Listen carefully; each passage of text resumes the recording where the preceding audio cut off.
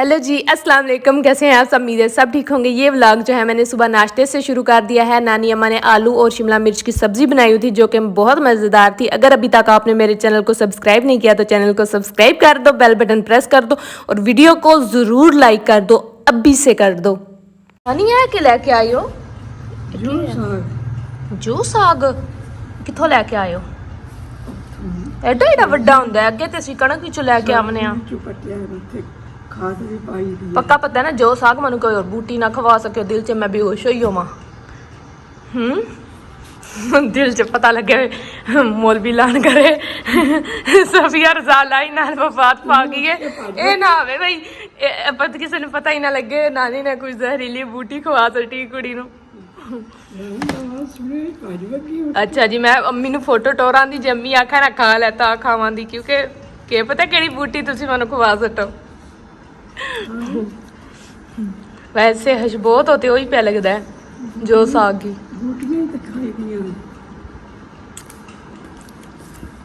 अभी जी सुबह सुबह का ही टाइम है तो नानी अम्मा हवेली वाली साइड पे गई हुई थी तो वहां से ना ये पत्ते वगैरह जो है ना ये टहनियाँ ही तोड़ लाई हैं। तो वो कहते हैं ये जो साग है मैंने कहा पहले हम लेके आए थे एक दफ़ा गंदम में से, लेकिन वो जो है वो छोटे छोटे बिल्कुल ही छोटे छोटे पौधे थे तो ये बड़े बड़े हैं, ये कोई और बूटी ना हो। खैर जी ये साग ही है। अब जी मैं आपको बताती हूँ कि हमारे साथ फ्रॉड क्या होने लगा था। अल्लाह नहीं बचा लिया, शुक्र है। ये जो आते हैं ना गाड़ियों वाले जो गंदम लेते हैं तो उनका जो मीजरिंग टूल होता है ना उन्होंने उसमें कोई कमी बेशी कोई दाव वगैरह रखा होता है। खैर वो आए और अबू को कहते हैं यार अबू ने गंदम रखी हुई थी उन्होंने सेल करनी है। तो जो वो आए थे गाड़ी वाले वो कहते हैं हम गंदम लेते हैं तोल के, तो जो गंदम लेंगे ना हम लोडर रक्शे में या गाड़ी जो डाला गाड़ी है ना उसमें डालते जाएंगे, जो तोड़ा होता है ना उसमें हम तोल लेंगे। तो अब्बू ने कहा ठीक है। तो वो गाड़ी वगैरह कहते हैं हम ले आएंगे। तो फिर लेकिन अब्बू ने उनसे बात कर ली ना, अब्बू ने उनसे कहा कि जो भी अगर आपके मतलब नाप तोल में कोई कमी हुई, मैंने अपनी मर्जी का एक तोड़ा जो है ना जो आपने तोला होगा वो अपने हिसाब से तोल लेना है और अगर उस कमी बेशी हुई तो आप लोगों को भी नहीं जाने दूंगा, गाड़ी को भी नहीं जाने दूंगा, ठीक है, तो पैसे भी नहीं जाने दूंगा। समझ आई? मेरे साथ हेरा फेरी नहीं करनी। तो वो फिर कहते हैं हम ठीक है आते हैं गाड़ी वगैरह ले आए। तो फिर वो जैसे ही गाड़ी वगैरह लेने गए वापस ही नहीं आए। उन्होंने कहा कि हमने आपसे नहीं लेनी। तो अब्बू ने कहा कि ये जो होते हैं ना ये दाल गाने के लिए आ जाते हैं, ये हम किसानों को जो ये इनको लगता है कि ये जो किसान होते हैं ना ये ज़्यादा पढ़े लिखे नहीं होते तो इनको दाल गाना आसान होता है, हालांकि जिसने मेहनत की होती है वो कैसे इतनी आसानी से दाल लगवाते हैं। बस तौबा ही है। और मेरे ना जहन में वैसे जब वो बात कर रहे थे ना अबू से तो मेरे जहन में फिर रहा था, मैं खैर अंदर की तरफ थी, ग्रिल के अंदर थी तो मेरे कान जो है ना वो बाहर की तरफ ही लगे हुए थे। तो मैं ना कह रही थी कि आजकल हर इंसान जो है ना वो एक दूसरे से छीनने में है, तो ये कोई फ्रॉडी है ना हो तो वो फ्रॉडी ही थे। खैर जी अब मैंने अपनी मेडिसिन ली है, दवाई ली है और उसके बाद जी नानी अम्मा ये देखे छोटा सा पेठा उस साइड पर पड़ा हुआ था, ये बेल से ना उतरा हुआ था खुद ही। तो सुबह ही नानी अम्मा लेके आए थे जब साग लेके आए हैं। तो अभी जो है वो कहते हैं कि इसको कट करो, तो मैं कट करने लगी लेकिन मेरे से हुआ नहीं। तो नानी अम्मा कहते हैं इधर लेके आ, मैं खुद इन्हों कट करनी है। तो मैंने कहा जी ठीक है आप करें और मैं देखती हूँ। और हम इसका बनाएंगे हलवा। नानी अम्मा तो कह रहे हैं कि इसका सालन भी बन जाता है लेकिन हम जो है ना वो हलवा ही बनाएंगे क्योंकि मैंने इसका हलवा पहले भी खाया हुआ है और बहुत मज़ेदार बनता है। और तो ये कटने के बाद मैं कह रही हूँ नानी अम्मा आप ये देख लें कि ये कच्चा ना हो क्योंकि छोटा सा तो है। नानी अम्मा कहते हैं नहीं इसके जो बीज है ना जब ये पक जाते हैं ना तो ये हार्ड हो जाते हैं, तो ये हार्ड है इसका मतलब है ये पक्का हुआ है। तो नानी अम्मा काट रहे हैं। मेरी एक जो स्टूडेंट मेरे पास सिलाई सीखने के लिए आती है तो उसको मैं यहाँ पर बस जो है ना उसका एक ड्रेस था तो उसकी कटिंग उसको सिखा रही थी कि ऐसे ऐसे करना है, उसको समझा रही थी क्योंकि उसको जो है ना अभी पता नहीं चलता और वो कैंची चलाने में बड़ी जल्दी कर देती है। और साथ मैंने कहा कि अपना भी काम निपटा लेती हूँ। यहाँ पर मैं कर रही हूँ जिस शर्ट सिलाई की थी उसकी तरपाई कर लेती हूँ क्योंकि फिर ईद आ रही है तो उसके भी कपड़े सिलाई करने हैं इसलिए। तो उसके बाद जी आज मेरा बहुत दिनों बाद पिज़्ज़ा खाने का दिल किया तो मैंने कहा कि ऑर्डर कर लेती हूँ। अब खुद क्या इन झमेलों में पड़ना है और तवे पर ही बनाना होता है तो मेरे से नहीं सही बनता, तो मैंने कहा कि ऑर्डर ही कर लेती हूँ। काफ़ी टाइम बाद मैंने वैसे पिज़्ज़ा मंगवाया था। मुझे ये जो पिज़्ज़ा वगैरह चीज़ होती है ना फास्ट फूड ये अच्छा नहीं लगता, तो इसलिए जो है ना मैं ज़्यादा नहीं खाती, बहुत कम कम खाती हूँ।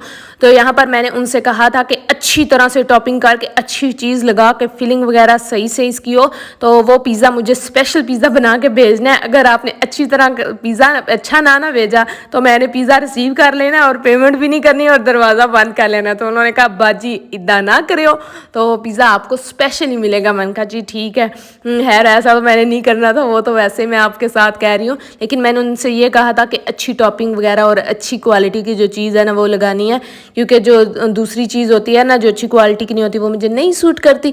तो उसके बाद जी नानी अम्मा ने कहा कि एनू भी हूँ गरीब नू पका लै, इनू सकाना ही हूँ ना। तो मैंने कहा कि चलो अब इसको भी बना लेती हूँ। तो इसमें जो है ना मैंने इलायची जो है वो डाल ली है, और अब जो है ना ये मधानी जो होती है काफ़ी टाइम से पड़ी हुई है। रमज़ान में इससे दृढ़का वगैरह जो होता है ना लस्सी बनाते थे, तो मैंने कहा कि हमारे पास जो है इस मैशर तो नहीं है, इसी से ही मैश कर लेती हूँ। तो इसको मैंने धो लिया है ताकि जो है ना ये सही से साफ़ हो जाए। अब इसी से जो है ना मैं हलवा मैश कर लूँगी। और यहाँ पर जी मैं बना रही हूँ हलवा। इसमें मैंने ना मतलब छोटी इलायची, मोटी इलायची कह रही हूँ, छोटी इलायची डाल के और 1 कप पानी डाल के ऊपर रख दिया, और इसका अपना जो पानी है ना वही काफ़ी ज़्यादा निकल गया है।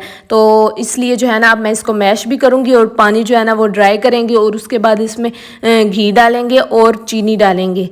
ठीक है, तो मैं इसको आराम आराम से मैश कर रही हूँ कि कहीं पतीला जो है ना उलट के मेरे मुंह पर ना आ जाए, क्योंकि जो है ना ये इसमें बहुत ज़्यादा ऐसी है। तो पानी जब बॉयल आता है तो ऐसे लगता है ये जो है ना इसके छींटे उड़ जाएंगे। तो इसलिए जो है ना मैं काफ़ी एहतियात से ये काम कर रही हूँ, क्योंकि अगर कुछ भी ऐसा होगा तो नानी अम्मा ने कहा ना और कर अपने तजर्बे, तो वो पहले ही कहते हैं तुम एक्सपेरिमेंट ही करती रहती हो। और मुझे इसकी रेसिपी नहीं पता था, मैंने नानी अम्मा से कहा कि मैं यूट्यूब से देख लेती, तो उन्होंने कहा कि मैं तुम्हें बताती हूँ। तो वो मुझे साथ साथ बताते जा रहे हैं। रेसिपी बिल्कुल ईजी सी रेसिपी है। और यहाँ पर जो है ना अचानक से मेरा चूल्हा बंद हो गया, गैस ख़त्म हो गई। और जी ये कैसे हो सकता है कि मैं कोई अच्छी चीज़ बनाने लगूँ और ब्लेंडर ना हो। तो आज मैं बना रही थी और इतने सोच रही थी कि इतने मज़े की डिश बना रही हूँ। फर्स्ट टाइम मैं पेठे का हलवा बना रही हूँ, और जी सिलेंडर ने जवाब दे दिया। उसने कहा कि टाटा बाजी मैं तो चला मुक्क, तू ले मज़े हलवे दे। तो अब मैंने नहीं, नानी अम्मा ने नानी अम्मा ने आग जलाई है और अब वही पका रही हैं, क्योंकि वो कहते हैं जब आग जल जाए फिर तुम्हें समझ नहीं आती कि क्या करना, फिर बाल उड़े होते हैं और समझ रहे हो। चलो जी अब नानी अम्मा बना रहे हैं, मैं नहीं बना रही। तो चलो नानी अम्मा की रेसिपी आपके साथ शेयर कर दूँगी, ठीक है।